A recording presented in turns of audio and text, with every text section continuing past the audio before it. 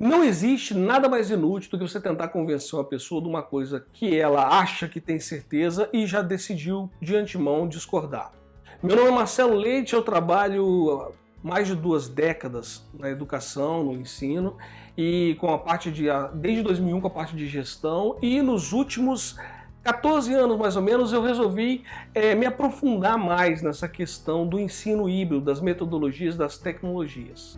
A divisão de uma proposta de ensino híbrido ela é diferente do que a gente tem no tradicional. Nós temos um conteúdo programático, a gente distribui esse conteúdo programático dentro de um cronograma. Não é assim que funciona no ensino híbrido. Nós fazemos o caminho contrário, nós partimos do perfil do aluno para fazer a definição das habilidades que vão compor a competência. Aí nós definimos as unidades temáticas e essas unidades temáticas nós vamos preencher com os conteúdos que atendem lá no final o perfil do egresso. Eu costumo usar uma metáfora muito interessante de dizer que quando você pega um conteúdo programático e distribui ele dentro de um cronograma, sem levar em conta com muita clareza esse perfil do aluno, o que a gente passa a ter é como se o cara um dia ele pegou, botou um monte de material de construção no quintal dele, olhou aquela pilha de material de construção e falou assim, gente, o que eu vou fazer com isso? O que dá para fazer com isso? Comprei esse material todo, o que dá para fazer com isso? Como é que eu vou distribuir isso? Exato. É o contrário, vamos supor que você queira construir uma piscina. Essa é a ideia do ensino. Você quer construir uma piscina, um dia você acordou e decidiu. Aí você vai construir a piscina, aí você vai decidir como você vai fazer, o local onde você vai fazer, se você vai contratar um arquiteto, se você vai contratar como você vai contratar os pedreiros. Aí, finalmente, depois de tudo acertado, você compra o material. Pois é, no ensino em que você tem o conteúdo programático e a adequação dentro do sistema, você tem o contrário. Você tem, primeiro compra todo o material, olha para o material entulhado e fala, bom, beleza, agora como é que eu vou distribuir isso? O que eu vou fazer com isso? Essa engenharia esquisita do magistério é uma coisa muito confusa. E vamos conversar um pouquinho sobre isso depois da vinheta.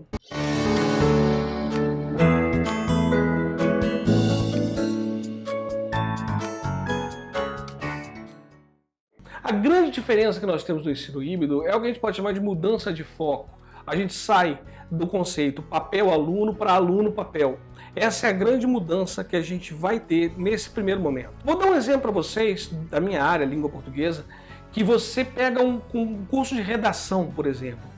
E aí você pensa, o curso de redação, mas aí você coloca, não, eu vou trabalhar narração, descrição, dissertação.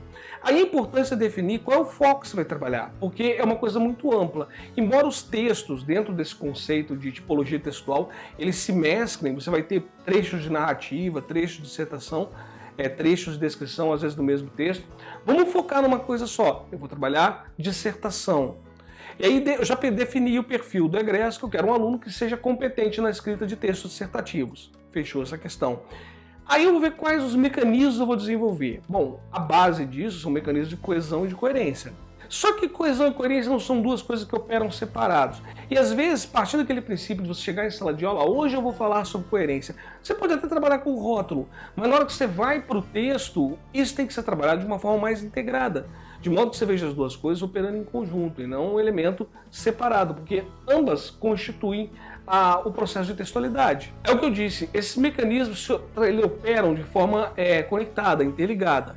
Então você pegar e separar não é tão produtivo quando você pensa na formação de um perfil de egresso. Aí você diz, Marcelo, mas as disciplinas são diferentes, muita disciplina não tem como fazer isso, não dá para elaborar isso, a realidade do professor é diferente. Gente, eu sei disso, pode acreditar, há quase 30 anos se bobear, quase isso, eu já sei dessa situação. Então, é por isso que o que a gente está conversando aqui é uma proposta, não é uma diretriz. Ah, agora eu entendi! Agora eu saquei! Para entender melhor agora, vamos olhar esse quadro slide que eu vou mostrar agora, para vocês entenderem como é que funciona esse projeto de partir do aluno para o conteúdo. Na verdade, partir do que você quer final, do seu produto final, do seu material final, para as metodologias e para as estratégias que você vai desenvolver lá no começo para obter esse produto final. Observe o quadro. Observe que nessa tabela você tem 3 colunas: as habilidades, o conteúdo e as unidades temáticas. Eu não coloquei aqui um conteúdo uma coluna de competência, uma coluna relacionada a perfil do egresso, porque eu acho que é desnecessário. A competência está estabelecida no seu planejamento, no seu projeto pedagógico, qual é a habilidade, a competência que você espera daquele aluno.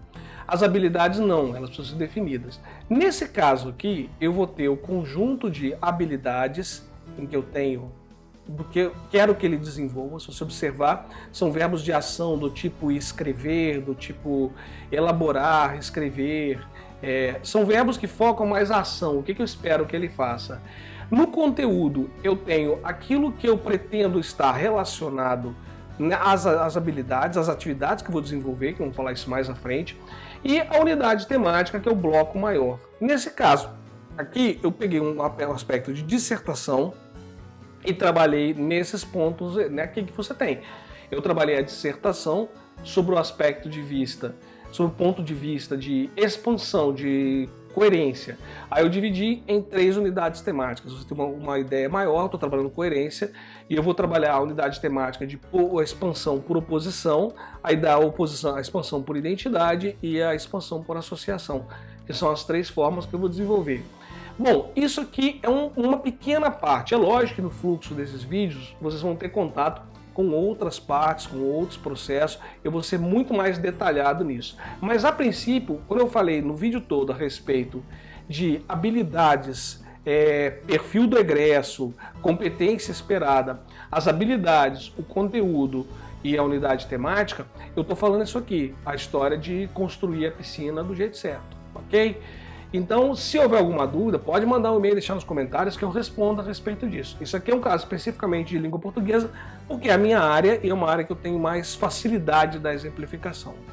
Se você parar para pensar, trabalhar os conectivos de forma isolada não é uma coisa que faz muito sentido. Hoje, conectivos adversativos. Talvez seja mais interessante você ir para o texto, fazer um trabalho para que o aluno identifique esses mecanismos e essas ideias adversativas, contrárias, para depois que ele desenvolva mecanismos naturais de produzir essa relação de sentido. Enfim, a metodologia seria observação, identificação e prática. É simples? Não, claro que não é simples. Se disserem que é simples para você, estão mentindo, não é simples. Mas é eficiente, é interessante. É fácil? Não, também não é fácil, é trabalhoso, mas se disserem para você que é facinho, também estão mentindo, mas é muito mais produtivo. Esse trabalho de unidade temática é muito rico no sentido em que ele vai focar no aluno. Essa é o conceito básico do ensino híbrido, o foco no aluno. Aí muitos colegas vão dizer assim: ah, mas a gente tem que preparar o aluno para vestibular ou para concurso, seja lá o que for, preparar para o Enem. Meu amigo, o Enem, há uns 10 anos pelo menos, o Enem já tem uma estrutura de habilidade e competência muito consagrada, muito estruturada. Então, a gente tem que trabalhar muito mais sobre a capacidade do aluno fazer do que a capacidade do aluno acumular informação. Essa é a questão, essa é a grande sacada. Aí vem o outro espírito de porco que fala: ah, mas o meu aluno quer fazer SPSEX, ITA, que são mais conteudistas e tudo mais. Cara, coloca uma coisa na cabeça. Se ele quiser fazer isso, ele vai fazer um cursinho. Independente de você dar esse conteúdo, esse mesmo conteúdo, para ele em sala de aula, ele vai fazer o cursinho. Não tem jeito. E convenhamos, isso é a minoria da minoria da minoria.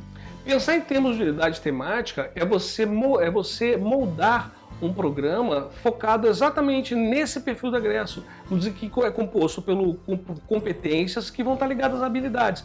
Essa é a ideia, é você mover o foco do conteúdo para o aluno. Passa a ser do aluno para o conteúdo, todo o planejamento que você desenvolver. Não dá para a gente continuar com essa conversa de dar todo o conteúdo, dar o conteúdo e fazer um programa lotado de coisas, ou então aquele papinho que eu já falei, do formar senso crítico.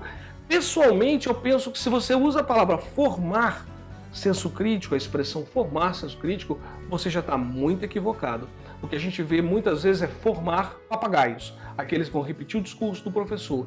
Senso crítico me parece que não é algo que você forme, transforme, deforme. Senso crítico é algo que me parece que se desenvolve no indivíduo a partir de um trabalho de pluralidade de pensamento, e não só um pensamento, porque eu já falei isso uma vez.